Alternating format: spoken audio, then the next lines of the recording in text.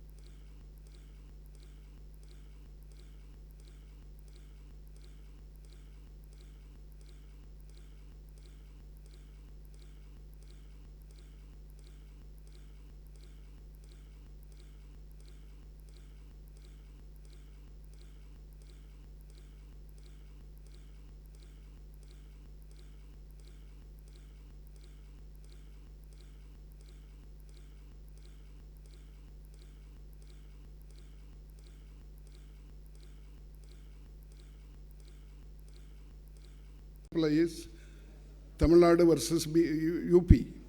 Tamil Nadu's population is 8 crores, whereas UP's population is 24 crores.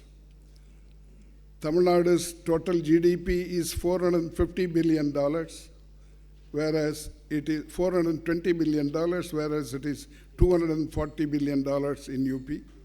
The per capita income of Tamil Nadu is 5,400 and it is 1,500 in UP. Not that I want to decry some states, but I want, because these are the important states. Unless that big states come up, India can never come up. This will be possible only through education, and we have to spread our education to all the sections of the society and the country. And there is opportunity. In fact, there is pessimism whether somebody studies well will get a job or not. Enough jobs are available, not only within the country, outside the country also. With only 28-29% of GER, our people are gone outside the country. In fact, my own students are there in 84 countries now from VIT. And the remittance, you know, those who go out of the country, send back the money to their country is called remittance. India has the highest remittance in the world. Last year, we have got 12 lakh crores, and 3 states have got 50% of it. Maharashtra, Kerala, and Tamil Nadu, they have taken 50%. The rest 50% is divided among all the states of India because they are lagging behind in GER and higher education. That's what I want to make an appeal to the governments and also to all those who are interested in the welfare of the students and welfare of the society and the improvement of the country to extend this to all, and whatever possible, let us do so that India can also become an advanced country.